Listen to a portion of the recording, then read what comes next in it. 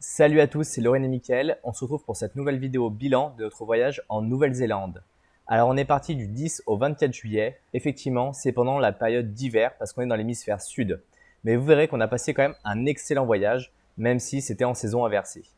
Alors notre itinéraire, il a d'abord commencé à Auckland, qui est l'une des plus grosses villes de la Nouvelle-Zélande. Et globalement, tous les vols arrivent directement à cet endroit-là. Même pour les vols qui vont en repartir, en général, vous allez arriver à Auckland, qui est tout au nord de l'île Nord. Alors Auckland, on y est resté 3 jours. Ensuite, on est descendu à New Plymouth. Pour ça, on a pris une voiture. Donc louer des voitures, c'est quand même beaucoup plus simple là-bas sur place pour se déplacer. À New Plymouth, on est allé dans un petit village juste à côté pour dormir qui s'appelle Okato, parce que le logement était beaucoup trop cher sur New Plymouth même. On est allé ensuite 3 jours dans le parc national de Tongariro pour arriver à faire des balades et des excursions.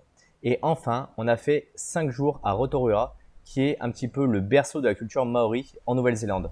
On est resté uniquement sur la partie île nord parce que en saison d'hiver, globalement, l'île sud, c'est majoritairement des plages. Donc pas un grand intérêt à y aller parce que globalement, on en a déjà fait plein dans d'autres pays d'Asie. Mais donc, on s'est focalisé nous sur la partie île nord.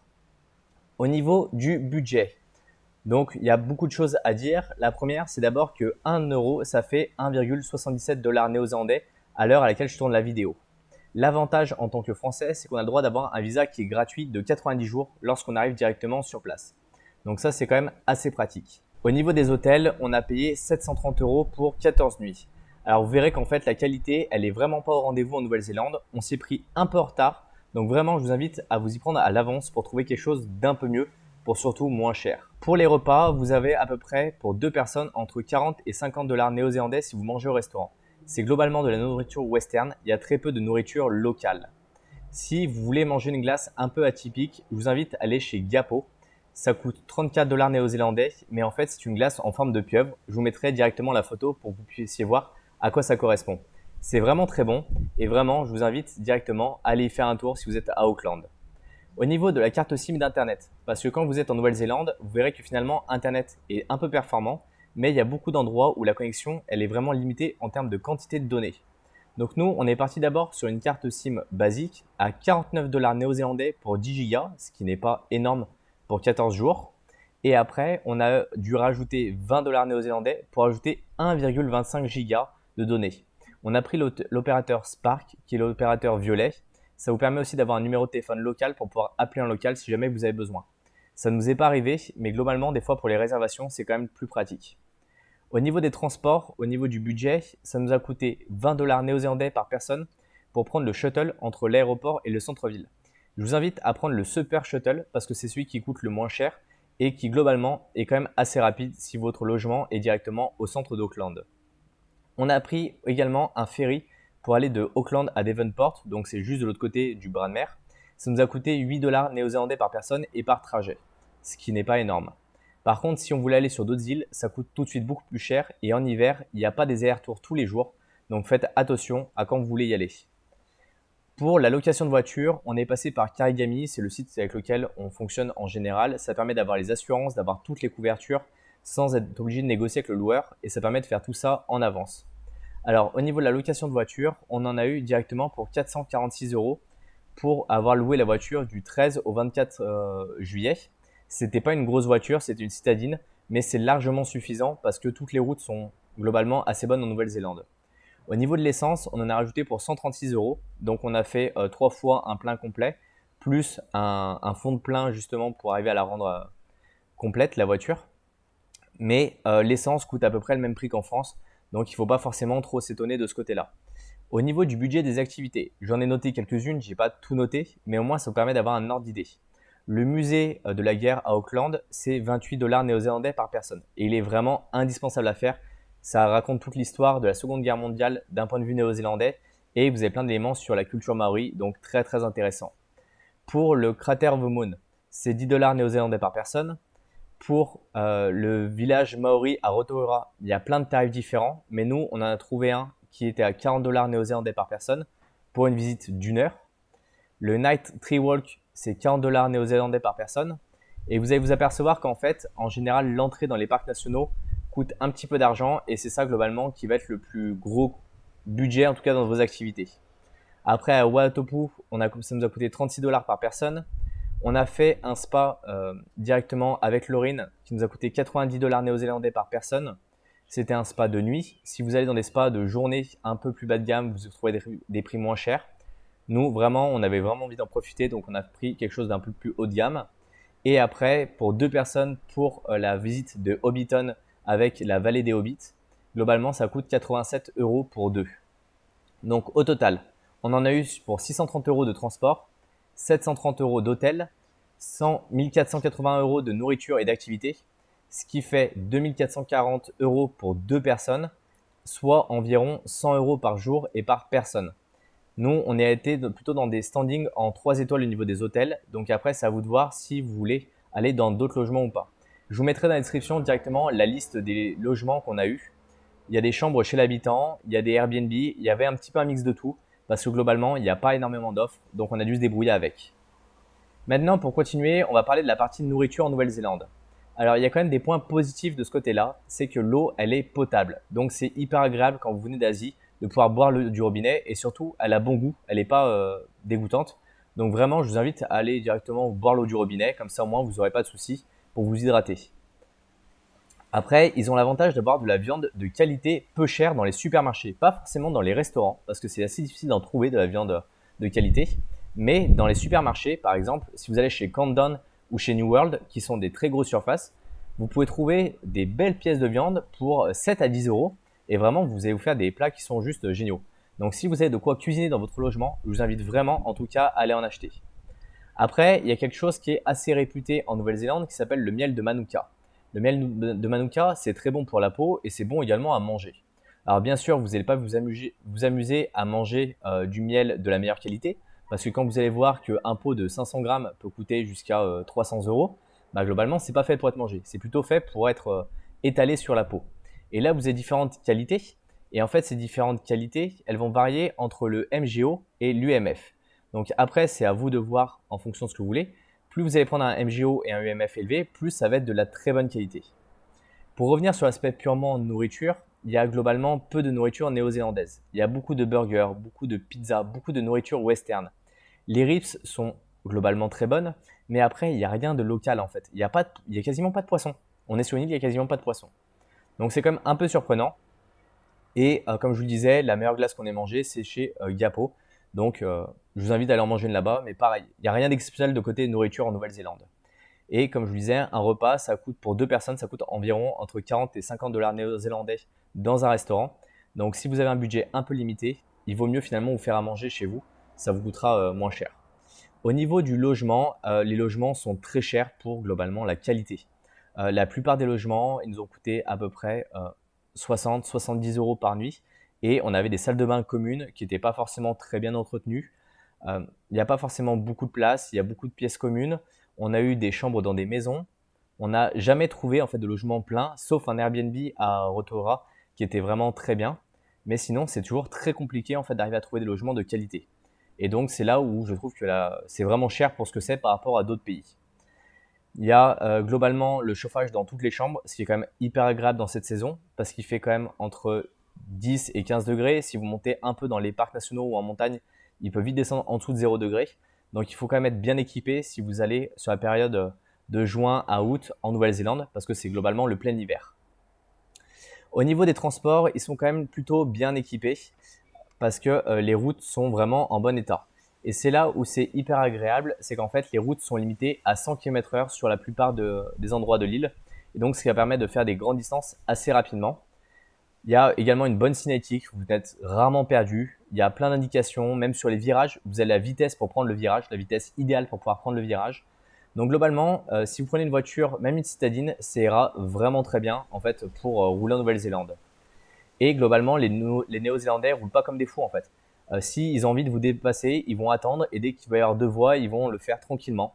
Donc il n'y a pas trop de soucis de ce côté-là. Après, l'essence, elle a un prix qui est similaire à la France, donc c'est pas moins cher, c'est pas plus cher.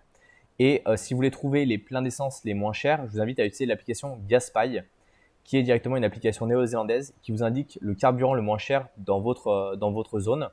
Ça peut varier assez fortement quand même le prix de l'essence en Nouvelle-Zélande. Donc des fois, c'est pour faire le plein, ça vaut le coup de faire quelques kilomètres pour trouver de l'essence beaucoup moins chère. En Nouvelle-Zélande, on roule à gauche. Donc globalement, quand vous louez une voiture, je vous invite vraiment à louer une boîte auto parce que avoir une boîte manuelle en roulant à gauche, c'est quand même relativement compliqué. Après, c'est des petites voitures, donc elles se conduisent assez bien. Nous, on est passé par Karigami, on a pris la voiture directement à l'aéroport d'Auckland et on l'a ramenée à l'aéroport d'Auckland. Ce qui vous permet de faire une boucle sans être obligé de vous embêter. Après, bien sûr, il y a beaucoup d'avions pour aller sur les autres îles, pour aller à l'international. Les avions sont vraiment de bonne qualité. La compagnie Air New Zealand euh, est vraiment très bonne. Les aéroports sont rapides, fonctionnels. À la douane, quand vous arrivez, ça peut être un peu compliqué, mais ça, on en reparlera à la fin de la vidéo. Les habitants sont des personnes qui sont très très chaleureux et serviables et polis. C'est très très agréable de tomber sur ce type de personnes-là parce qu'ils vont toujours vous aider quand vous en avez besoin. Il y a beaucoup de Français qu'on retrouve dans des restaurants et autres, c'est quand même assez surprenant. Et l'avantage, c'est que c'est des Anglais qui sont natifs, donc au moins on peut vraiment échanger avec eux. Après 6 mois en Asie, à parler avec des personnes qui ont appris l'anglais un peu sur le tas, c'était assez compliqué généralement quand vous avez besoin de choses un peu particulières ou vous avez besoin de rentrer dans certains détails pour comprendre un peu la culture. Là, l'avantage, c'est que c'est des Anglais natifs, donc vous pouvez parler avec eux de la façon la plus fluide possible si vous parlez bien l'anglais. Après, entre eux, vous verrez qu'en fait, quand ils se parlent avec des expressions que vous ne comprendrez pas forcément. C'est un peu comme les Australiens, ils ont un peu leur langage à eux, leurs mots raccourcis à eux. Donc après, si vous comprenez pas quand ils se parlent entre eux, c'est un petit peu normal, mais ils parlent parfaitement l'anglais. Et si vous arrivez avec un anglais britannique ou américain, ils vous comprendront très bien. Il y a beaucoup d'activités à faire en Nouvelle-Zélande, beaucoup de côté nature. Et si vous aimez la nature, je vous invite vraiment à aller parce que vous allez voir beaucoup de choses. Ce que j'ai beaucoup aimé, c'est qu'en fait, les villes, même les plus grandes comme Auckland, sont vraiment à taille humaine. Il y a beaucoup de choses qui sont faisables à pied. On n'est pas obligé forcément de prendre des transports en commun. Ça grouille pas de monde. Il y a pas mal de choses à voir. Il n'y a pas énormément non plus d'activités. On y passe quelques jours, 1, 2 jours, 3 jours grand max. Et après, on peut aller voir ailleurs. Il y a beaucoup de campagnes aux alentours et du coup, beaucoup d'endroits qui sont très verts avec des vaches et des moutons. Donc ça, c'est hyper agréable, en tout cas quand on aime le côté un petit peu rustique. Si vous êtes à Auckland, je vous invite vraiment à aller faire le musée de la guerre. C'est très intéressant parce que vous comprenez l'histoire de la culture maori, vous comprenez le principe des 2 guerres mondiales avec le positionnement de la Nouvelle-Zélande dans ces conflits. Vous avez la possibilité en ce moment de voir une exposition avec des véritables squelettes de T-Rex qui viennent des États-Unis. Et il y a même une partie justement sur la simulation d'une éruption volcanique à l'intérieur du complexe. Donc c'est très intéressant pour les adultes et même pour les enfants. Parce qu'en fait, la Nouvelle-Zélande, c'est ni plus ni moins qu'une suite de volcans. C'est justement sur la barrière de feu, sur la ceinture de feu entre les 2 plaques tectoniques. Et donc, c'est quelque chose qui est très présent dans leur quotidien. Donc, c'est très intéressant de comprendre comment ils placent le volcan au sein de leur culture. Il y a beaucoup également de parcs nationaux dans lesquels vous pouvez aller vous balader. Nous, on est allé à celui de Tongariro qui est à côté de New Plymouth, qui est justement très intéressant à aller voir. C'est pas très loin, c'est une centaine de kilomètres de New Plymouth. Et quand vous allez en montagne, il y a un site qui est dédié justement chez eux pour ça, qui s'appelle Niwa, et qui vous permet de voir en fonction de l'altitude, en fonction des différentes stations, les conditions météo, les conditions de vent, à quelle hauteur ça gèle et autres. C'est vraiment indispensable si jamais vous voulez aller vous balader là-bas, parce que le temps peut être très bon en bas, et dès que vous montez en altitude, vous pouvez avoir un temps qui est juste horrible. Donc vraiment, faites attention avant de vous balader.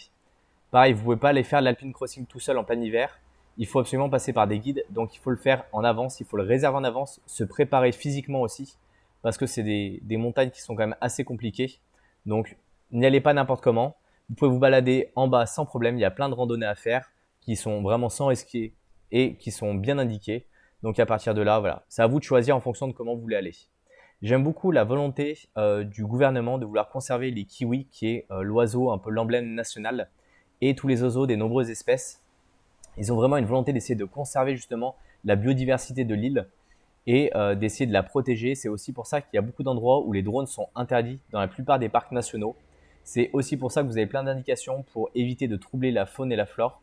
Et j'aime beaucoup cette approche-là qui permet justement de protéger l'ensemble du paysage de la Nouvelle-Zélande. Pour moi, j'ai adoré le mont Egmont qui est à côté de New Plymouth. C'est vraiment une montagne qui est un volcan avec un haut de neige et en bas, c'était juste magnifique. On peut la voir d'assez loin. Je vous mettrai une photo parce que vraiment, ça m'a beaucoup touché.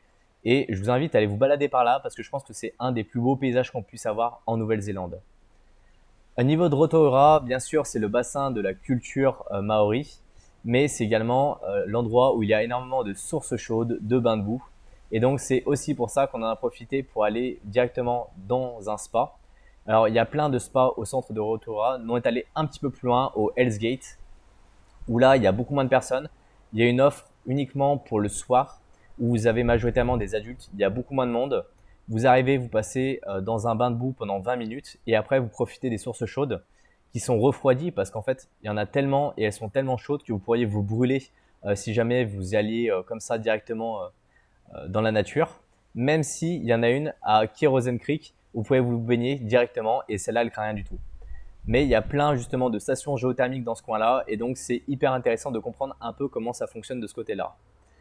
Comme je vous disais, il y a des cratères, il y a des lacs, il y a la possibilité de se baigner les pieds dans certains endroits dans les zones géothermiques. Mais globalement, il y a une odeur toujours assez prenante de soufre en fait dans la ville de Rotorua. Au début, ça fait un peu bizarre, on s'y fait, mais certaines personnes peuvent avoir un petit peu mal à la tête au bout de quelques jours. Donc si jamais vous êtes assez sensible à ça, faites attention. Ne restez peut-être pas trop longtemps dans ces zones-là. Passez-y pour découvrir un petit peu les différents volcans et après d'y aller. Il y a des couleurs qui sont juste magnifiques parce qu'il y a différents niveaux d'acidité au niveau des eaux, au niveau des minéraux qui sont remontés par les éruptions volcaniques et justement par les différents geysers. Et donc, c'est hyper intéressant justement de voir ça. Par exemple, on a le lac d'acide à Waitāopo qui est vert, qui est très joli. On a la Champagne Pool. On a également le Lady Knox qui est un geyser qui est activé manuellement, si on peut dire ça comme ça. Mais globalement, c'est très intéressant d'aller découvrir l'ensemble des éléments. Nous, on en a fait plusieurs pour voir différents types de geysers, différents types de lacs, différents types de sources thermiques, après géothermiques. Après, c'est à vous de voir si vous voulez en faire qu'une ou si vous voulez en faire plusieurs. Nous, on a préféré se concentrer sur cette zone-là et pas trop aller dans d'autres zones qui nous paraissaient moins intéressantes parce que c'était des paysages qu'on avait déjà vus. Au niveau de la culture maori, il y a une vraie volonté du gouvernement de la faire perdurer et de la garder. Et ça, c'est hyper intéressant parce que ça permet vraiment de s'ancrer en fait dans les racines de la Nouvelle-Zélande.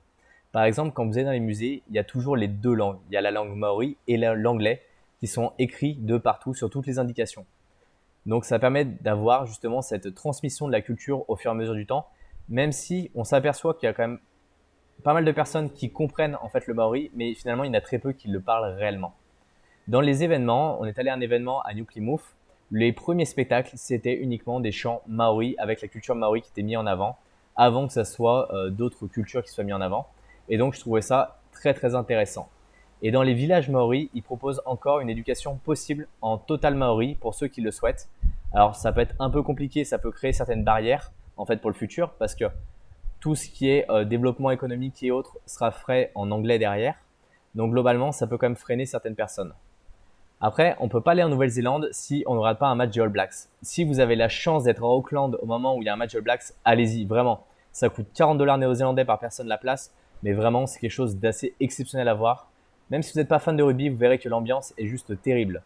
Nous, on est parti quelques jours avant le match en fait des All Blacks contre l'Afrique du Sud.